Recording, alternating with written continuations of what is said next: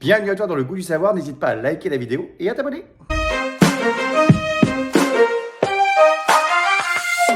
Alors, pour apprendre, Cécile, je crois qu'il faut que notre cerveau soit préparé, hein, bien sûr. Comment? Oui, tout à fait. Il faut qu'il soit préparé et que... attendez, du coup, voilà. Je vais partager mon écran. Oui, fais donc ça.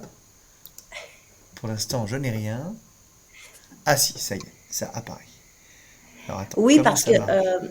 apprendre, en fait, ce n'est pas simplement des savoirs ou des savoir-faire, c'est aussi des savoir-être. Donc, on va voir aujourd'hui, finalement, quel est le meilleur état d'esprit pour apprendre efficacement.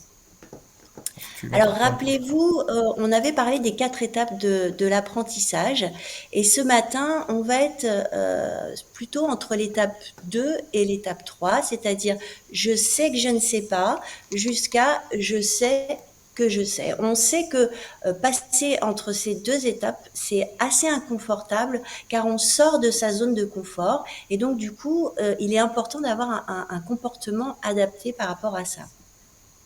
Alors quand je sais que je ne sais pas, il y a 2 choix qui s'offrent à nous. Il y a soit on abandonne, soit on peut très bien Persister. persister. Bah, c'est ce que nous on Voilà, fait, on peut on très persiste bien. toujours, nous on veut apprendre. Voilà, on persiste en changeant de comportement, en communiquant, en cherchant de l'aide auprès de quelqu'un. Donc, on a 3 principes clés pour apprendre à apprendre. C'est tout d'abord être flexible et savoir s'adapter, mais aussi être curieux et puis bien exploiter l'erreur. Et c'est ce que nous allons voir ce matin. Donc la flexibilité et l'adaptation, on avait parlé déjà les émissions précédentes de la plasticité cérébrale, hein. Vous savez, ces liaisons qu'il y a entre les neurones qui se modifient, qui se suppriment. Donc, il faut savoir que le cerveau, le corps humain, a justement cet aspect physiologique très enclin justement à s'adapter et à être flexible. Donc, en fait, on a juste à mettre en cohérence notre comportement et cette facilité qu'a le cerveau. Et puis, le changement, c'est aussi notre environnement qui nous fait évoluer et changer. Et donc, plus on a un environnement riche, plus on est en interaction avec cet environnement, plus on apprend et plus on apprend efficacement. Donc, pour permettre cette ouverture, cette flexibilité et cette adaptation, il y a différents euh, comportements à adopter. Donc déjà, stopper les croyances limitantes. Alors les croyances limitantes, qu'est-ce que c'est?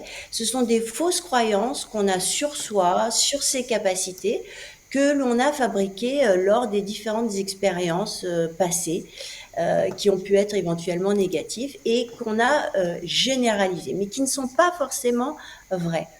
Genre j'y Donc, arrive par pas ou exemple, on genre peut j'ai peur de avoir l'eau, par exemple. voilà, par exemple. Ça peut être une pensée limitante parce que une croyance limitante parce que tu as une mauvaise expérience. Donc du coup, tu t'es dit bah l'eau c'est négatif. Mais changer ça, ça permet aussi d'avancer et d'oser. Donc on peut avoir par exemple des personnes qui disent je préfère ne rien écrire plutôt que d'écrire une mauvaise réponse par peur de l'erreur. Ou alors je suis nul en maths, de toute façon c'est de famille. Ça c'est un discours familial qui est ancré. Ou alors je ne pose pas de questions au prof car les autres vont se moquer. Là, c'est Ouais. la peur du regard des autres. Ou alors j'abandonne, c'est trop difficile pour moi. Là encore, c'est une façon de se limiter parce qu'on ne croit pas en ses capacités. Donc il y a tout un travail de changement de perception de son environnement extérieur et un changement de sa vision de soi-même à faire pour arriver finalement à une confiance en soi. Donc finalement, Ça fait aussi on peut partie des tous... choses, par exemple, quand notre ami Auclair change de métier, il faut croire en son cerveau et croire en ce qu'on peut faire, hein, Auclair. Mais carrément. Mais alors, moi, je change pas de métier, c'est que moi, je les additionne. Oui, hein, Ok. ce qui est pas mal aussi. Ça veut dire que tu as de Ouais. la place dans ton Et je cerveau. fractionne ma vie comme ça. Donc, j'ai trois activités et j'arrive à la fractionner comme ça. Mais très C'est intéressant génial. ce que j'entends. Et donc du coup, il suffit par exemple, pour stopper les croyances limitantes, eh bien, c'est de transformer son discours. On peut dire, je tente même si je n'y suis pas certaine ou certain d'y arriver. Ou alors, chacun est différent, j'ai toutes mes chances d'y arriver. Tout le monde se trompe, chouette, je vais apprendre. Ou alors encore, je vais faire tout simplement de mon mieux. Donc ça, on peut tout simplement l'écrire sur des petits post-it et les coller un petit peu partout dans son bureau, dans sa maison, pour pouvoir changer sa perception de soi-même et de ce qui nous entoure. Donc, deuxième principe clé, la curiosité. Donc, on peut tout simplement déjà observer ce qu'il y a autour de nous, questionner les autres et se questionner, ou alors faire des liens avec ce que l'on sait déjà, ou encore chercher l'information. Il faut savoir que euh, cette curiosité ressemble un petit peu à une démarche scientifique, et Adrien, je pense que tu seras d'accord avec moi, où on commence par tout d'abord observer, émettre des hypothèses, vérifier par des expériences, par essais et erreurs, et puis après valider par ce que l'on sait avec éventuellement ce qu'on a vécu ou alors des informations. C'est bien ça, Adrien? Complètement. Voilà. Et alors, du coup, être curieux, c'est chercher, s'ouvrir au monde qui nous entoure. Alors, il y a aussi ce troisième principe qui est exploiter judicieusement ses erreurs. Je ne sais pas si vous connaissez cette citation de Nelson Mandela qui dit « Je ne perds jamais, soit je gagne, soit j'apprends ». Eh bien, c'est exactement dans cet état d'esprit qu'il faut comprendre l'erreur. Alors, Très si belle on citation d'un regarde... grand monsieur, hein, quand même. Très belle citation. Oui, oui. Si on regarde donc ce petit personnage qui essaye de mettre des paniers On dirait pour moi. arriver comment? On dirait moi, je suis nul au basket. Donc pour arriver de ça à ça, finalement, il va y avoir plusieurs étapes, hein, pour arriver à cette maîtrise. Donc dans un premier temps, la personne a dû évaluer la situation, distance, taille du panier. Elle a décidé donc qu'il fallait faire attention à l'angle, à la force. Ses neurones se sont activés et du coup, elle s'est engagée donc dans la situation. Puis elle a lancé le ballon et là, elle s'est testée. Et puis, elle s'est rendue compte que soit c'était trop à droite, trop loin ou pas assez loin. Et du coup, ce qui s'est passé, c'est qu'elle s'est corrigée. Et puis ensuite, à nouveau, elle a essayé plusieurs fois et donc elle s'est entraînée pour finalement réussir. Donc là, on a vraiment les étapes de l'apprentissage, s'engager, se tester, se corriger, s'entraîner pour enfin réussir. Et la place de l'erreur ici, c'est de favoriser justement les apprentissages, hein. Il faut voir ces étapes vraiment comme une force, comme un levier à l'apprentissage. Enfin, est-ce qu'il y en a beaucoup qui sont capables de mettre le panier comme ça derrière, là? Vous y arrivez, les amis, là? Non. Avec de l'entraînement, Non, pourquoi moi, pas. c'est pas mon truc. Non, c'est pas facile, c'est pas Alors moi, je facile. l'aurais mis avec le pied, tu vois. Ouais, c'est pas simple. Donc finalement, un bon état d'esprit pour apprendre, bien, c'est des connaissances sur les capacités du cerveau, être conscient qu'on est en évolution perpétuelle et ne pas se cantonner à des fausses croyances. C'est aussi avoir des bonnes méthodes d'apprentissage, faire des essais, des erreurs, ne pas hésiter à solliciter en fait tous les sens que l'on a, que ce soit la vue, l'ouïe, le toucher, hein.